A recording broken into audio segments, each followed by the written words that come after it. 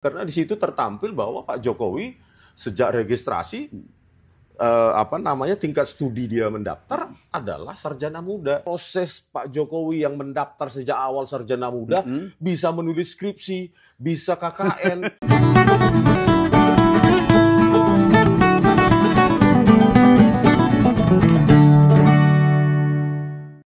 Jadi ketika Dr. Rismond menemukan kejanggalan-kejanggalan tentang proses atau mungkin di skripsi Pak Jokowi atau bahkan ijazah Pak Jokowi, konfirmasi pertama yang Dr. Rismond ungkapkan kemana ini? Ke publik atau ada salah satu lembaga yang enggak langsung ke publik? Karena menurut saya sebagai peneliti ya, apalagi Pak Jokowi ini kan bukan orang sembarang. Maksud saya pejabat publik tertinggi 2 periode 10 tahun. Ya seharusnya wajar untuk dikuliti, wajar untuk dipertanyakan publik, wajar untuk dikaji, wajar untuk diteliti. Karena beliau adalah presiden kita. 10 tahun, 2 periode. Maksud saya dengan memberikan itu ke publik, terjadi diskusi ilmiah, bukan berujung laporan ke polisi, Pak. Diskusi ilmiah bahwa UGM juga bertanggung jawab untuk membuka akses kepada publik di ETD mereka, electronic thesis and dissertation itu secara online. Apakah memang zaman itu banyak yang seperti itu, atau cuma Pak Joko Widodo sendiri? Kalau punya Pak Joko Widodo sendiri, bisa nggak dijawab mengapa itu sangat modern dan jauh melampaui zamannya. Dan sampai sekarang tidak ada jawaban itu. Tidak ada jawaban dan bahkan dari Dirtipidum itu pun tidak memberikan jawaban sama sekali tentang hal itu. Dengan semangatnya teman-teman termasuk Dr. Rismond dan Dr. Tifa, Dr. Roy Suryo untuk mengungkap kebenaran ijazah Pak Jokowi. Ada tujuan apa sih? Apakah ada sesuatu yang mungkin dulu menyakiti hati atau mungkin ada kekecewaan sehingga tokoh-tokoh ini benar-benar ingin mengungkapkan kebenaran, membuka, jangan-jangan malah ingin membuka aibnya Pak Jokowi. Kira-kira tujuannya apa, Dr. Rismond? Kekecewaan setiap pemerintahan kita punya lah Pak, sebagai warga pembayar pajak wajar kita kecewa juga Pak SBY dalam hal tertentu, Pak Jokowi juga dalam hal tertentu, tapi itu bukan motivasi untuk melakukan hal ini. Motivasinya sekarang ya untuk scrutinize. Jadi artinya untuk pelajaran kita ke depan, khususnya KPU, ketika Anda mencalonkan atau mensahkan capres yang akan salah satu dari capres itu akan memimpin republik ini, 280 juta orang, Anda harus bekerja maksimal. Jangan duduk di belakang meja, telepon institusinya beres. Kalau seperti itu, ya itu bukan pekerjaan yang ini yang kita pilih nanti menentukan masa depan Indonesia 5 atau 10 tahun ketika capres ini menjadi presiden. Nah, kalau logika berpikir bahwa itu kan yang menerbitkan UGM sudah menyatakan sah. Lalu bagaimana dengan ratusan universitas yang pernah ditutup karena jual beli ijazah? Bukan universitas UGM-nya yang salah, tapi kita lihat ada oknum-oknum di dalam UGM tersebut yang bisa saja mereproduksi skripsi-skripsi tersebut, contoh atas nama Sigit Hartwinarto yang saya bilang kosong itu, Lembah Edianto, Edi Trianto, Sri Dominingsi, itu dibuat sedemikian rupa atau direproduksi lembar pengesahan skripsi tersebut, walaupun kosong tanpa tanda tangan siapapun, sehingga sama dengan punya Pak Joko Widodo. Oleh karena itu ya publik menuntut sebenarnya keterbukaan UGM, karena UGM itu kan dibayar oleh pajak rakyat juga. Keterbukaan publik. Coba upload di ETD UGM ya skripsi tahun 1985. Jangan alasannya seperti yang dikatakan Pak Dirtipidum. Ini karena Pak Jokowi adalah presiden, jadi yang di-upload ke ETD cuma punya Pak Jokowi. Terus bagaimana publik bisa menilai, menyoroti perbandingannya dengan teknologi saat itu, khususnya lembar pengesahan skripsi gitu, Mas. Jadi masalah ijazah Jokowi ini kan terus berproses, bergulir terus. Bahkan yang menggugat itu bukan hanya Dr. Rismond, bukan hanya Dr. Roy Suryo dan Dr. Tifa dan banyak teman lagi. Sampai kapan ini akan selesai? Mungkinkah ini selesai? Mungkinkah ini bisa terbuka? Mungkinkah ini bisa ada sebuah jawaban yang pasti agar masyarakat bisa bisa paham gitu loh. Sehingga tidak gaduh seperti ini. Sangat Kira-kira mungkin. menurut Dr. Rismond, bisa nggak ini selesai? Sangat Terbuka? mungkin, sangat mungkin, sangat mungkin. Kira-kira apa alasan-alasan bisa selesai? Dimulainya dari keterbukaan UGM. Harus. Keterbukaan UGM. Ya, keterbukaan UGM pintu masuk kalau menurut saya. Seperti yang ditampilkan, asumsi kita bahwa yang ditampilkan di Dirtipidum itu benar, yang dimonitor di belakang beliau pada saat konversi itu menyatakan ijazah Pak Jokowi identik dengan tiga ijazah yang lain. Sebenarnya mulai dari situ, karena di situ tertampil bahwa Pak Jokowi sejak registrasi tingkat studi dia mendaftar adalah sarjana muda SM. Sarjana muda tahun 1980. 1980. Iya, tahun akademi. Dia kan baru masuk. 1980 1981. Dan itu SM, Pak, tingkat studi dia mendaftar. Sarjana muda. Begitu jadi juga setingkat dengan diploma gitu dulu. Iya. Begitu juga dengan registrasi atau registrasi ulang tahun akademi 1981 1982. Jadi masalahnya juga jadi lain lagi nih.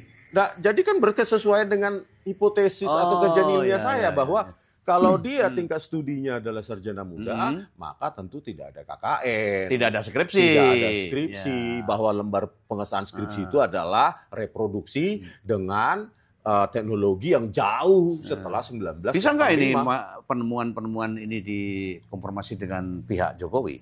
Belum juga.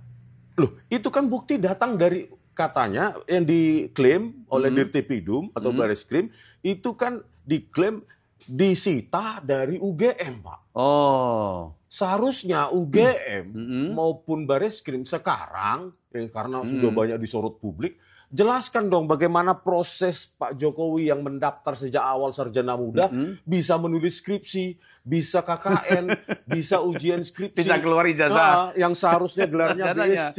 Bagaimana dengan transkrip nilai yudisiumnya yang hanya 122 SKS, itu kan tidak memenuhi syarat untuk mendapatkan gelar sarjana. Itu BSc 120 SKS sesuai dengan buku petunjuk UGM sendiri tahun 1982. Ini kan dibiarkan publik bertanya-tanya dan gaduh. Iya. Bukan salah kami. Iya, betul. Salahnya orang yang mengklaim, lembaga yang mengklaim bahwa Pak Jokowi, statementnya Rektor Bu Rektor Ova Emilia, kami meyakini, kan begitu tahun 2020. Meyakini, bukan kami memastikan, bukan memastikan, tapi meyakini. Dokumen kan. Kami meyakini Insinyur Joko Widodo adalah alumni Unpas Gajah Mada. Loh, bertanggung jawab dong. Kan beliau mengatakan Insinyur Joko Widodo dari mulut Bu artinya sarjana S1 penuh. Terus coba jelaskan ini bukti yang ditampilkan oleh Dirtipidum dan itu tidak dijelaskan baik UGM maupun Bareskrim sampai detik ini. Ya tentu kita hanya bisa kan bertanya, kok bisa? Bagaimana prosesnya dari BSc menjadi insinyur? Publik jangan disalahkan karena ini pertanyaan ini yang buat gaduh yang katanya disita dari situ kan UGM kan. Justru itu yang mau saya tanyakan, Dr. Rismond. Masyarakat banyak mengatakan bahwa pihak-pihak yang menggugat ijazah Jokowi itu justru membuat gaduh negara ini. Tapi menurut Dr. Rismond, siapa sih yang membuat sehingga masalah ini tidak selesai-selesai? Apakah memang bukti-bukti dari para penggugat kurang atau memang ada hal lain? Kenapa masalah ini nggak selesai-selesai? Menurut atau asumsi atau analisa Dr. Rismond Siani, Pak? Ya tadi UGM pertama terkait dengan pertanyaan sarjana muda, terus jumlah tidak SKS, terbuka. Terus bagaimana skripsi yang itu pun saya tanya itu skripsi itu kualitasnya bagaimana saat itu nggak bisa jawab. Bahkan data KKN pun pada saat 15 April itu saya tanyakan ke wakil rektor, belum punya, masih dicari bilangnya. Terus tiba-tiba pengumuman Dirtipidum mengatakan di Kecamatan Wonosegoro dan Kabupaten Boyolali tanpa ada dokumen tertulis yang menyertai itu. Dan kami pun kemarin sudah konfirmasi ke lokasi KKN yang diklaim gitu. Kecamatan Wonosegoro. Camatnya pun bilang kabarnya dokumennya karena sudah berusia puluhan tahun atau 40 tahun, maka kemungkinan besar dipunahkan atau dipunahkan. Jadi ada pengakuan nggak di sana ada KKN tahun segitu? tahun Tidak ada 83? dan Tidak ada. tidak ada pengakuan itu memastikan bahwa ada KKN UGM pun tahun itu tahun 83 nggak bisa dipastikan oleh camat, ya camat setempat, ya camat dari kecamatan Wonosegoro. Jadi ya itu lagi yang tadi apa sih mau membuat gaduh tadi kan Mas Begawan. Pertama UGM, Bareskrim, dan yang paling penting berikutnya adalah Pak Jokowi. Pak Jokowi sendiri. Pak Jokowi harus jelaskan dong, saya dulu mendaftar tingkat studi sarjana muda. Tahun 83 saya lulus dengan gelar BSc. Dari BSc entah saya kerja dulu atau kan biasanya gitu kan Pak ya, kerja dulu karena kalau kita lihat daftar dosen di Fakultas Kehutanan saat itu tahun 82 pun BSc itu sudah bisa menjadi dosen. Waktu itu, betul. Iya, dari 30 nama tertampil dosen, hanya 3 yang insinyur. Sisanya BSc. Berarti kan pada saat itu BSc pun sudah sangat hebat. Iya, bisa menjadi dosen dan nanti bisa melanjutkan pendidikan lebih tinggi lagi. Bisa bekerja dan segala macam. Itu Pak Jokowi jelaskan dong kalau benar beliau melakukan proses yang sesuai, yang ada kan gitu Pak. Jadi kalau ini didiamkan, terus publik dipaksa tidak gaduh dan percaya begitu saja, ya bagi saya ini negara apalagi disuruh diam. Kayak Pak Arianto itu ya. Iya, jadi bagaimana masyarakat disuruh diam kalau masih ada pertanyaan-pertanyaan, kita nggak bisa dibungkam publik ini. Ya kita nikmati aja proses demokrasi ini kan gitu, Mas. Ya, saya sangat salut dengan perjuangan teman-teman, khususnya Dr. Ray Suryo, Dr. Resmond Sianipar dan Dr. Tifa.